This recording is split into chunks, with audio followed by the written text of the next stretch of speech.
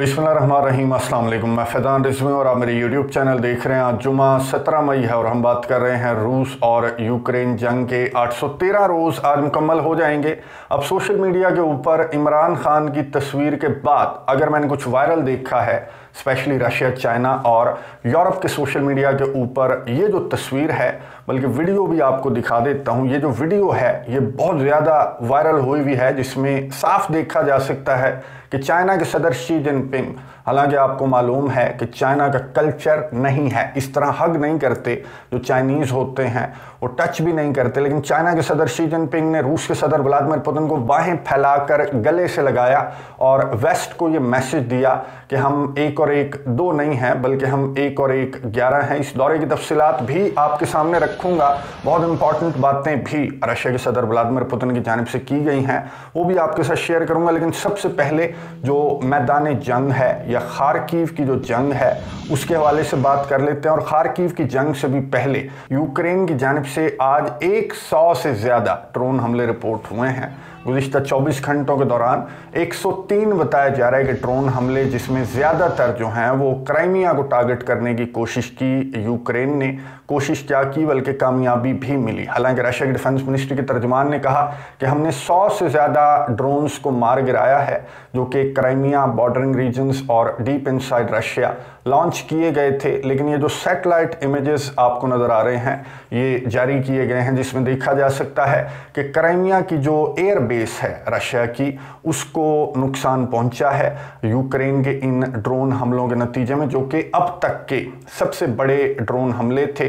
लेकिन यूक्रेन के सदर व्लादिमीर ज़ेलेंस्की को मेरा ख्याल है कि जो कामयाबी वो एक्सपेक्ट कर रहे थे इन हमलों से, वो कामयाबी इन्हें मिली नहीं है और ज़्यादातर जो ड्रोन्स हैं वो रशिया ने मार गिराए हैं। यही वजह है कि यूक्रेन की जानिब से अमेरिका से रिक्वेस्ट की गई है, दरख्वास्त, रिटन दरख्वास्त भेजी गई है और मांगी गई है इजाज़त कि अपना जो वेपन है, जो अमेरिका का वेपन है, वो हमें डीप इनसाइड रशिया इस्तेमाल करने की इजाज़त दे दें और रशियन टेरिटरी के ऊपर भी इस्तेमाल करने की इजाज़त दे दें। एंटनी ब्लिंकन से भी ये सवाल पूछा गया तो एंटनी ब्लिंकन ने भी आए बाएं शाएं कर दिया, यानी कि अमेरिका की जानिब से अभी तक यूक्रेन को इजाज़त नहीं दी गई कि अमेरिका का असलहा या फिर जो लॉन्ग रेंज मिसाइल्स हैं वो इस्तेमाल किए जाएँ रशियन टेरिटरी के ऊपर। और उसकी दूसरी वजह आपको मालूम है कि F-16 भी अमेरिका का तैयारा है और अगर अमेरिका की जानिब से यहाँ पर ग्रीन सिग्नल दे दिया जाता है यूक्रेन को, तो फिर अमेरिकी वेपन से मुराद होगा कि F-16 भी, अटैकम्स भी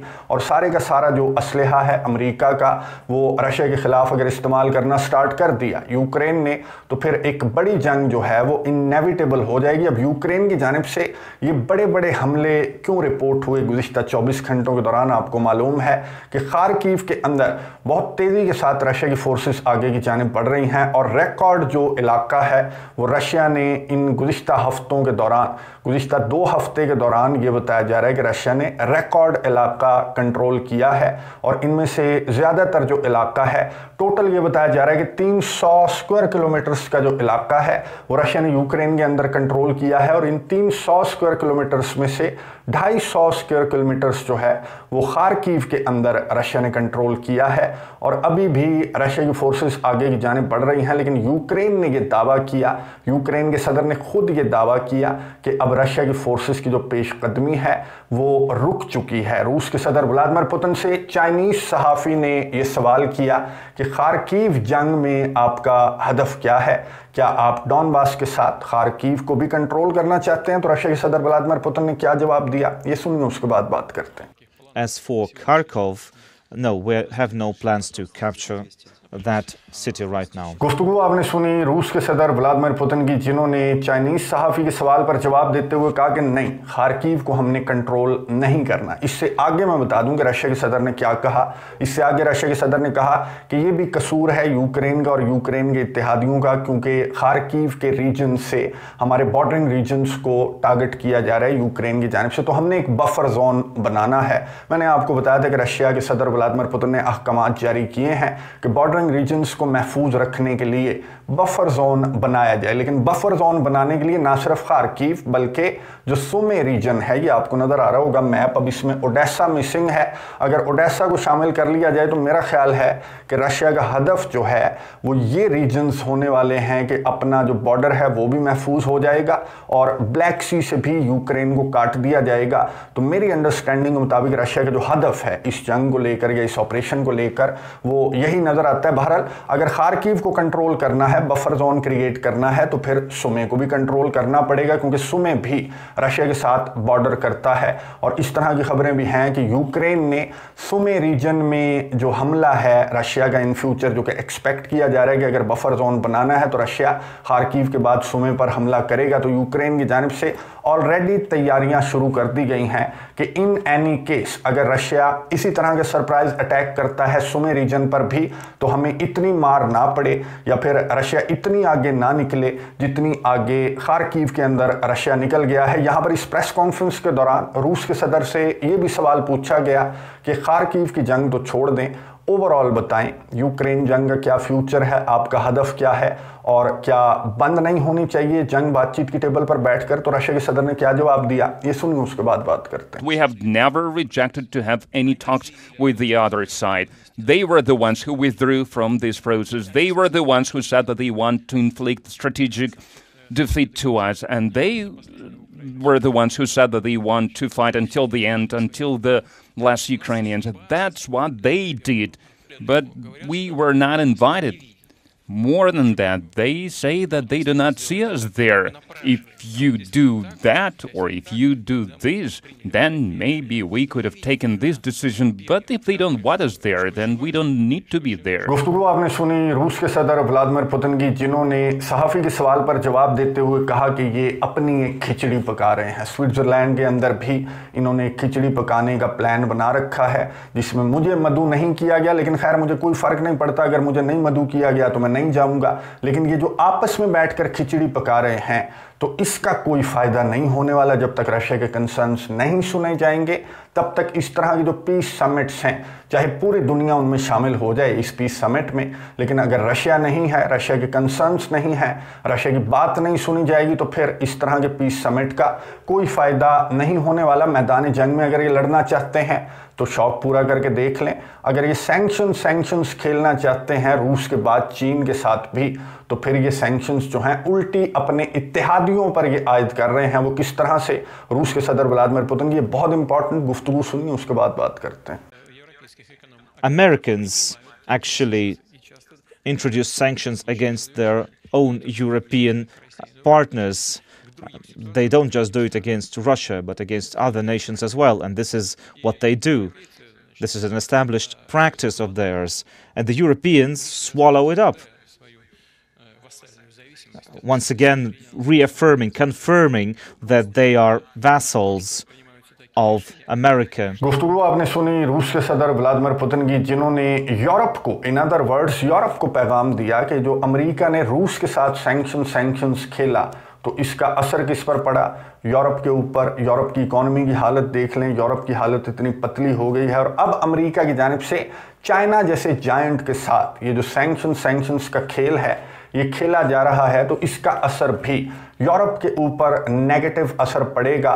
तो रूस के सदर व्लादिमीर पुतिन ने यूरोप को झंझोड़ने की कोशिश की कि अमेरिका की गुलामी से जितनी जल्दी यूरोप बाहर निकल आए उतना बेहतर है, क्योंकि जायंट से पंगा, चाइना से पंगा बिल्कुल भी चंगा नहीं है। और चाइना से पंगा बहुत ज़्यादा भारी पड़ेगा, ना सिर्फ अमेरिका को बल्कि अमेरिका से भी ज़्यादा यूरोप को भारी पड़ने वाला है, क्योंकि चाइना ना सिर्फ इकोनॉमी में बल्कि पावर में भी जायंट है। और यहाँ पर मैंने आपको बताया था कि सिक्योरिटी के गैर मामूली इंतजामात जो हैं वो यहाँ पर रिपोर्ट हुए। इवन के जो न्यूक्लियर फुटबॉल्स हैं वो भी रिपोर्ट हो रही थी, सोशल मीडिया के ऊपर भी, वेस्टर्न मीडिया के ऊपर भी बहुत ज़्यादा डिस्कस किया जा रहा था।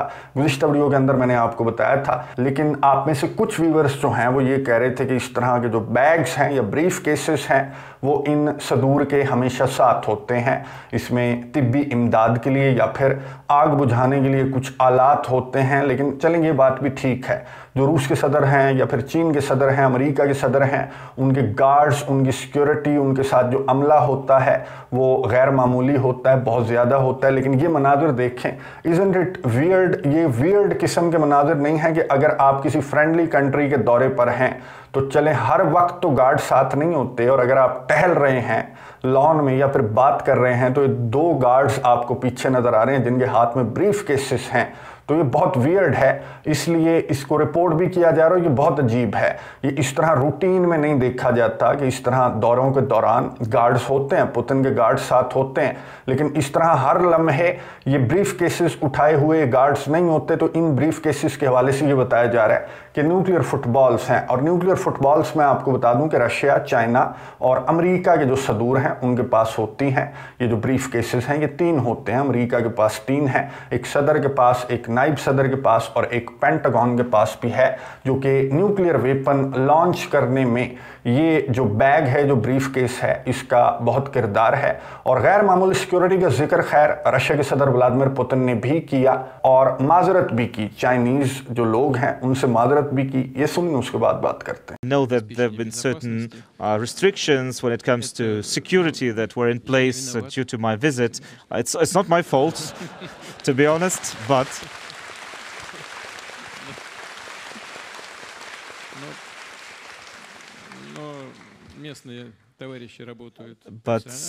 the locals, the security in here has been working quite diligently, and I know that it's been causing some discomfort for the people here. I know I'm talking to the press now. I apologize for that. We'll be gone soon, and your life will be back to normal. गुफ्तगू आपने सुनी रूस के सदर Vladimir Putin की, जिन्होंने China के अंदर पुतिन के दौरे के दौरान गैर मामूली सिक्योरिटी देखी गई है, क्योंकि ये सैंक्शंस के साथ आपको मालूम है कि असैसिनेशन भी खेल रहे हैं, और पुतिन के वारंट गिरफ्तारी भी जो इंटरनेशनल क्रिमिनल कोर्ट है उसने जारी कर रखे हैं। जो इंटरनेशनल क्रिमिनल कोर्ट नेतन्याहू के वारंट गिरफ्तारी जारी करने से घबरा रही है, उसने पुतिन के वारंट गिरफ्तारी जो है वो जारी कर दिए थे, ऐसे चुटकियों में जारी कर दिए थे। तो यहाँ पर सिक्योरिटी के गैर मामूली इक़दामात थे, और एंड पर वापस जाते जाते जो चाइना के सदर शी जिनपिंग हैं उन्होंने एक वेस्ट को मैसेज दिया, और पुतिन ने भी, चाइना के सदर ने बाहें खोलकर, ये आपको वीडियो नज़र आ रही होगी, रूस के सदर व्लादिमीर पुतिन को गले से लगाया। चाइनीज़ कल्चर नहीं है, ना ही ये रशियन कल्चर है, ये जो हग करना है ये हमारा कल्चर तो है इंडिया पाकिस्तान का, लेकिन इन कंट्रीज़ का कल्चर नहीं है। उसके बावजूद ये जो हग है, ये जो झप्पी थी, ये एक्चुअली वेस्ट को एक मैसेज दिया रूस और चीन के सदूर ने कि तुम पूरे का पूरा जत्था भी अगर एक साइड पर खड़े हो जाओ, अब कितने हो गए हैं, 32 हो गए हैं नेटो कंट्रीज, लेकिन ये जो 1 और 1 11 की जोड़ी है, इकोनॉमी में, पावर में, न्यूक्लियर वेपन्स में, ऑयल गैस में, ये 2 कंट्रीज जो हैं वो उन 100 पर भी भारी हैं। तो ये मैसेज इस दौरे के दौरान पुतिन और शी की जानिब से दे दिया गया कि तुम रशिया और चाइना को मिलकर भी शिकस्त नहीं दे सकते। अपनी टहनी काटने वाली बात है अगर रशिया और चाइना पर सैंक्शंस आयद की जाएंगी या फिर इनके साथ पंगा लिया जाएगा, जंग लड़ी जाएगी, तो फिर ये अपना नुकसान करने वाली बात है। ये मैसेज दिया गया पुतिन और शी की जानिब से, और बातचीत की ऑफर भी पुतिन ने कर दी। लेकिन पुतिन की कंडीशंस पर क्या अमेरिका, यूक्रेन, बरतानिया ये बातचीत की टेबल पर बैठेंगे? क्या अमेरिका की जानिब से यूक्रेन को इजाज़त दी जाएगी, जो इजाज़त बरतानिया ऑलरेडी दे चुका है कि मेरा हथियार इस्तेमाल करते हुए आप इनसाइड रशिया भी हमले कर सकते हैं? तो क्या ऐसी इजाज़त अमेरिका की जानिब से दी जाएगी, ये जानते हुए भी कि F-16s भी यूक्रेन पहुंचने वाले हैं, और अगर F-16s को रशिया के खिलाफ इस्तेमाल किया यूक्रेन ने तो ये जंग एक बड़ी जंग में उसी वक्त कन्वर्ट हो जाएगी। नज़र रखेंगे, आपको अपडेट्स देता रहूँगा। अगली वीडियो तक के लिए इजाज़त दीजिए। अल्लाह हाफ़िज़।